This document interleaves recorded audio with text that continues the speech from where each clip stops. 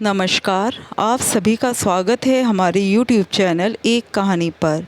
दोस्तों, आज की कहानी है सासू माँ का मायका, मायका नहीं पूरा जिला है। शोभा जल्दी जल्दी रसोई में हाथ चला रही थी। आज उसे राखियाँ खरीदने जाना था। कल कल करते वैसे ही बहुत दिन कर चुकी थी। अब 2 दिन बाद तो रक्षाबंधन ही था, तो आज तो चाहे कुछ भी हो जाए राखी लेकर ही आनी थी। जैसे तैसे दोपहर का खाना बना करके अपने कमरे में गई और तैयार होकर बाहर आई थी कि सासू माँ ने आवाज़ दे दी, अरे शोभा बेटा, ज़रा सुनना तो। उनकी बात सुनते ही शोभा के पैर वहीं के वहीं रुक गए और वो पलट कर बोली, क्या हुआ माँ जी, जल्दी कहिए, मुझे देर हो रही है। सासू माँ ने पास आते हुए कहा, अरे बेटा, तू राखी लेने जा रही है ना? हाँ, बताया तो था आपको कल। अब तो राखियाँ लानी ही पड़ेगी, 2 दिन ही तो रह गए त्यौहार में। शोभा ने कहा, तो बेटा एक काम करना, तू तेरे लिए राखी तो ला ही रही है तो मेरे लिए भी राखी लेते आना। इस बार फेरी वाला नहीं आया तो मैं अपने लिए राखियाँ नहीं खरीद पाई। सासू माँ की राखियों का नाम सुनते ही शोभा का मुँह तर गया। मन ही मन सोचने लगी कि अब इनके लिए भी राखी लानी पड़ेगी। एक तो वैसे ही इस बार बच्चों के स्कूल बदलने के कारण घर के बजट का बैंड बजा हुआ है, ऊपर से इनके खर्चे। इनका मायका मायका है या पूरा जिला है? कितनी सारी राखियाँ लानी पड़ती है। शोभा मन ही मन सोचती रही पर मुंह पर कुछ नहीं कह पाई। इतने में सासू माँ ने अपने पास से 1000 रुपये निकाल कर दिए और कहा, यही पैसे बचे हैं बेटा, मेरे लिए तो कुछ सस्ती सी राखी ले आना। वैसे भी इन दिनों बजट थोड़ा बिगड़ा हुआ है और मुझे राखियाँ भी ज़्यादा लगती है, आखिर 4 भाई और उनका परिवार जो है। शोभा ने कुछ नहीं कहा। सासू माँ के हाथ से 1000 रुपये लेकर बाहर की तरफ चलती बनी। मन ही मन बड़बड़ाती जा रही थी, 1000 रुपये में कोई इतनी राखियाँ आती है क्या?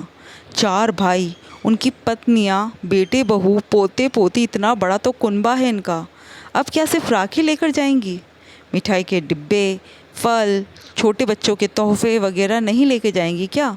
और दिए क्या है, सिर्फ 1000 रुपये। हे भगवान, हद है। इस बार रक्षाबंधन में तो बजट बिगड़ना तय है, पर कुछ भी हो जाए मुझे तो कोशिश यही करनी है कि बजट ना बिगड़े। पूरे रास्ते शोभा का मूड खराब रहा। जैसे तैसे बाज़ार पहुंची तो वहाँ बाज़ार में राखियों को देखकर थोड़ा मूड बदला। सोचा पहले खुद के लिए राखी खरीद लूँ, माँ जी के लिए तो वैसे भी सस्ती सी राखियाँ लेनी है। इस बार राखियों के भाव सुनकर ही शोभा की सांसें ऊपर नीचे होने लगी। हे भगवान, इतनी महंगी राखियाँ, बजट तो पक्का ऊपर नीचे होने वाला है।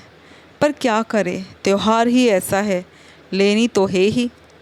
पूरे 3 घंटे की मशक्क़त के बाद आखिर राखियाँ खरीद कर शोभा घर की तरफ रवाना हो गई। घर पहुंची तो पतिदेव मयंक पहले से ही घर पर बैठे हुए थे। मयंक शोभा को देखते ही बोले, तो मैडम जी खरीद लाई राखियाँ? हाँ, खरीद तो लाई, लेकिन राखियों के भाव तो भगवान आसमान छू रहे हैं इस बार, शोभा ने जवाब देते हुए कहा। खैर, महंगाई तो है ही, कर भी क्या सकते हैं। माँ ने चाय बना ली है, तुम पहले चाय पी लो, उसके बाद शाम के खाने की तैयारी कर लेना। मयंक ने कहा तो शोभा के चेहरे पर मुस्कुराहट आ गई। आखिर चाय की तलब तो उसे भी हो रही थी। चाय की तलब तो मुझे भी थी। अच्छा हुआ माँ जी ने चाय तैयार कर ली, वरना थकी हारी मुझे ही रसोई में घुसना पड़ता। शोभा ने कहा तो मयंक ने भी चुटकी ली। देखा, माँ को पता होता है कि कब कौन घर में आने वाला है। मेरी माँ तो अंतर्यामी है। अभी थोड़ी देर पहले ही मेरी बात हुई थी माँ से, तब मैंने ही कहा था कि मैं रास्ते में हूँ और घर में पहुँचने वाली हूँ। शोभा ने चिढ़ते हुए कहा। अरे नाराज़ क्यों हो रही हो, चाय पियो चाय। हाँ, पी रही हूँ। बच्चे कहाँ है?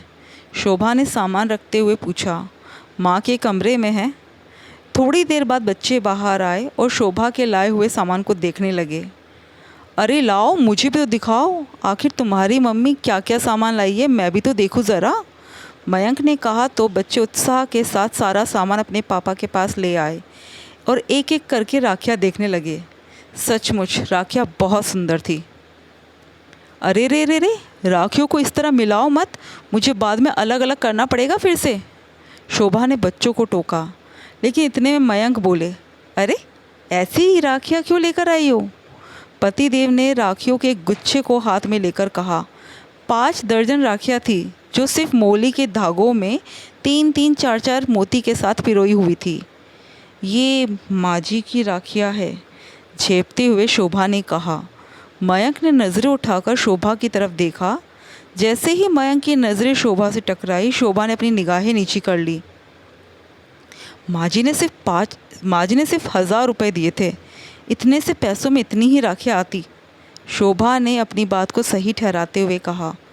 तो तुम अपने पास से पैसे खर्च नहीं कर सकती थी? मयंक ने थोड़ा तल्ख लहजे से कहा।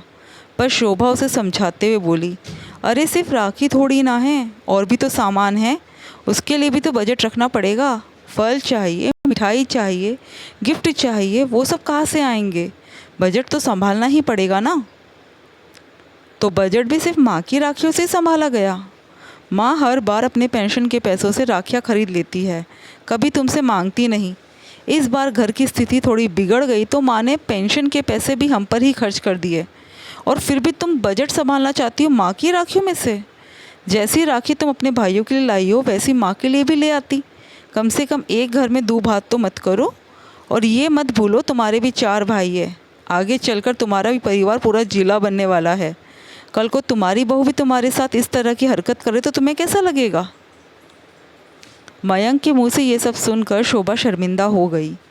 मुझे माफ़ कर दो, मैंने तो इस बारे में कभी सोचा ही नहीं। मैं अभी जाकर राखियाँ बदलवा कर ले आती हूँ। राखियों का सीज़न है, क्या पता राखियाँ कल बदले या ना बदले। ऐसा कहकर शोभा राखियाँ और बैग लेकर बाहर जाने लगी तो सासू माँ कमरे से बाहर आ गई। अरे शोभा, कहाँ जा रही हो? बस माँ जी, कुछ राखियाँ गलत आ गई, वही बदलवाने जा रही हूँ, शोभा ने कहा। अरे तो बेटा पहले चेक कर लेती ना, अब बेवजह ही परेशान होगी।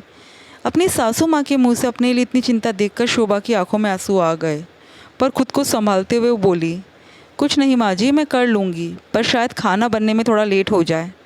कोई बात नहीं बेटा, तुम एक काम करो, मयंक के साथ चले जाओ, मैं यहाँ खाना तैयार कर लेती हूँ, सासू माँ ने जवाब दिया। नहीं माँ जी, आप परेशान हो जाएगी, मैं आकर बना लूँगी, शोभा ने समझाना चाहा तो सासू माँ बोली, अरे काहे की परेशानी, ये मेरे दोनों पोते पोती हैं मेरी मदद करने के लिए। क्यों बच्चों, मेरी मदद करोगे ना? दोनों बच्चे खुशी से उछल पड़े। हाँ दादी, हाँ दादी, हम ज़रूर करेंगे। दोस्तों, कई घरों में देखा है कि एक ही छत के नीचे रहने के बावजूद राखियों में भेदभाव किया जाता है। कहीं बहू की राखी सस्ती होती है तो कहीं सासू माँ की। अब ये घर के सदस्यों पर निर्भर करता है कि वो उस रिश्ते को किस तरीके से संभालते हैं। आखिर राखी अपनी कीमत से नहीं, मनों के भाव से बड़ी मानी जाती है। दोस्तों, आपको कहानी कैसी लगी कमेंट करके ज़रूर बताइएगा, और हमारे चैनल को सब्सक्राइब ज़रूर कीजिएगा। Thank you.